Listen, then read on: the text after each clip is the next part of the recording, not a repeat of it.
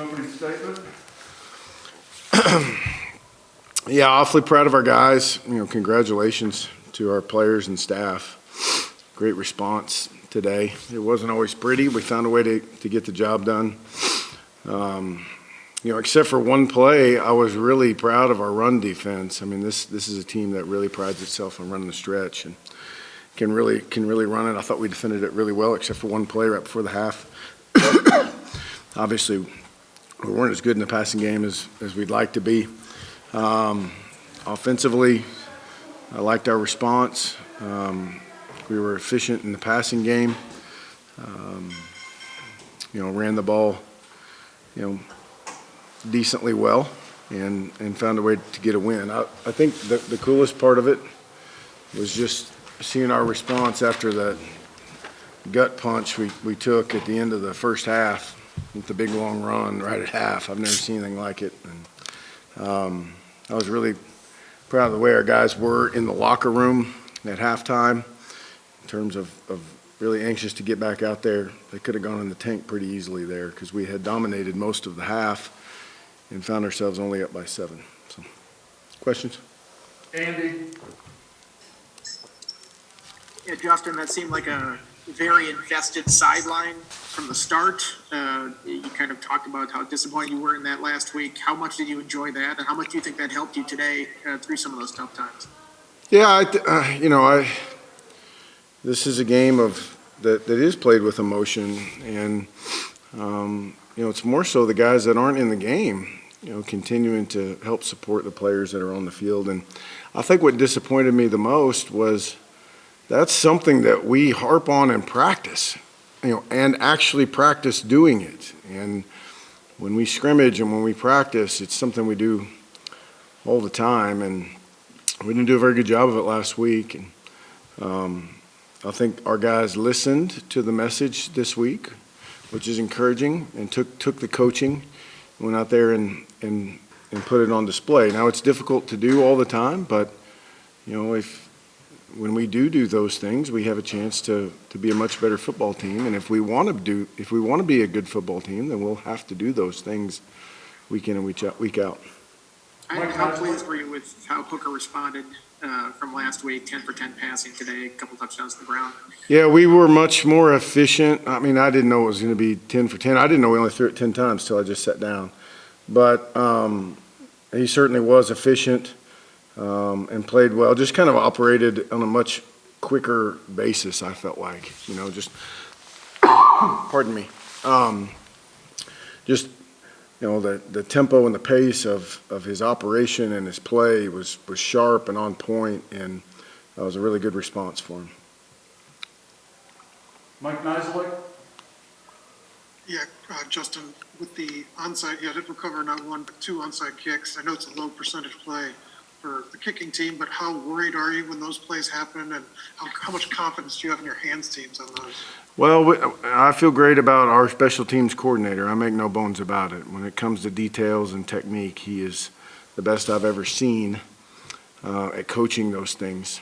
We have a hands unit that has some experience, not just from this year, but many of the guys on there are experienced players. But it's always a nerve-wracking play because there's 15 or 20 different formations and motions and things that can happen really quickly. Teams are getting really good, and Louisville is very good at scheming those things up. So what makes you really uneasy is when there's like 6 minutes to go in the game, and you're trying to figure out whether to put your return unit out there or the hands unit out there. And so anyway, that's why we burnt that timeout, was to put the hands unit back out there. And I thought they executed at a really high level today, which is really impressive. David Teal? With the big run, Alan Tisdale and Ashby kind of crashed down. Were they supposed to drop back in coverage? What happened on that play with the 90-yard run right before halftime? I'm not really positive, to be honest with you. I mean, it hit and broke, and a safety into the boundary couldn't make the play. I mean, obviously we were playing just short of prevent defense there, and it creased, and he can really run, and outran the. They have enough people to block our guys in the box. It should get to the safety and get it tackled and go into half, and obviously that didn't happen. Tim, The response to the long run there at half. You come out in the third quarter and immediately get behind the chains with the sack and your 2nd and 17. How big was that subsequent pass from Hooker to Mitchell down the seam? Yeah, it was big. I mean, we came out and busted the stinking protection on first down, and not on the offensive line. Put us behind the chains on something we should have never. We should have at least been had it up. We may have gotten defeated on the blitz, but we should have been had it up. And then to come back and respond and throw what amounted to basically 4 verts to James off play action on 2nd and long, either get the first down or get us really close to it, I thought was a big momentum play there. And then you mentioned you didn't realize you only threw it down. But 51 rushes and 10 passes, that's quite the ratio. Is that kind of what you thought coming in would be the story today? No, I didn't. I mean, if you would have asked me on Tuesday, Wednesday, Thursday, Friday, and Saturday morning, if we were only going to throw the ball 10 times, I would have probably said you're crazy, but that might be a good sign. You know, so no, we didn't intend to have it look like that. It did, and the 10 passes were really efficient, and I'm glad we had them. Tim, Coach, I know Alan Tisdale, I know on the outside has been considered largely more of a cover first linebacker. He has 2.5 tackles for loss, 9 tackles, seemed to be really active defending the run today. What's allowed his growth kind of as a run defender, knowing his background coming out of high school was more as a safety who grew into that linebacker position? Well, first of all, he's talented. He can really run. I think what's helped him continue to improve has been his attention to detail and improvement in learning the system and learning how to play linebacker instead of just being a guy that can run, that's out there running around. And he's spent extra time, mentally and emotionally. He's in a great place right now to develop his skill set there, and he's reaping the benefits by playing pretty well. Andy, you had a follow-up? Yeah, Justin, it seemed like your defense was a fraction of a second away from making a play on a lot of snaps today. How tough is that offense to defend, and how much does it kind of scare you when the ball's even in their hands?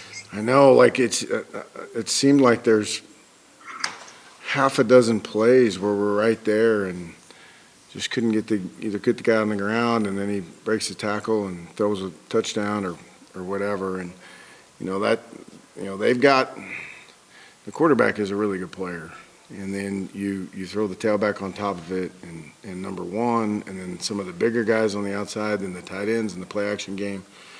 We succeeded in my opinion.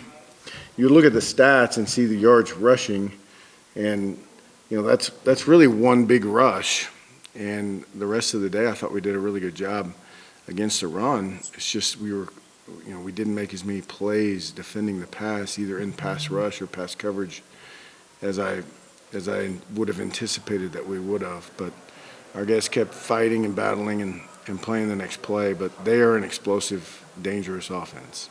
Is that the kind of offense where you feel like you need to get points on every drive, or it kind of ratchets up the pressure on your offense? Certainly, yeah. I mean, you come into the game knowing that they're going to score, and they're going to we created a couple turnovers there in the first half that were huge, but you need to be efficient on the other side of the ball in order to give yourself a chance, and because they are so dangerous offensively and can put you in a bind so quickly with their ability to run the stretch play and the play action off of it, and the quarterback that's just really probably, I would say, I don't know how much credit he gets. I don't read much about what everybody thinks about him, but I can tell you he throws the ball pretty darn well, much better than you want him to, I can tell you that much. Mike Nisley, you had a follow-up? Yeah, you mentioned the defensive ends. You were down a couple today. They were active early. Taiwan Garbutt got a couple snaps. How'd you think they played, and how tough is it? You mentioned the quarterback to their job in this to crash down but not be careful because he's going to run past you. What's the challenge there? Yeah, it's brutal. I mean, in the pass game, it's rush the passer, but don't rush past the quarterback because he can run. In the run game, it's chase the dive or chase the stretch, but also defend the bootleg. I mean, that's the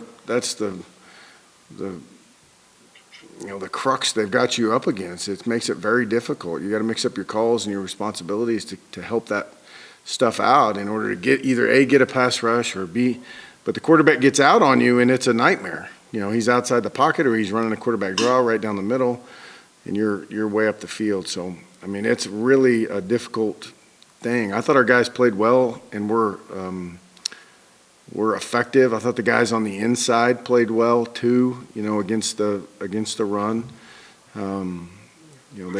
They certainly make it difficult. We were down a couple guys, and we really hadn't anticipated bringing Ty until late in the week. We were obviously going to be down 2 guys, so we thought we'd just if he could give a guy a spell and play 8 or 10 snaps,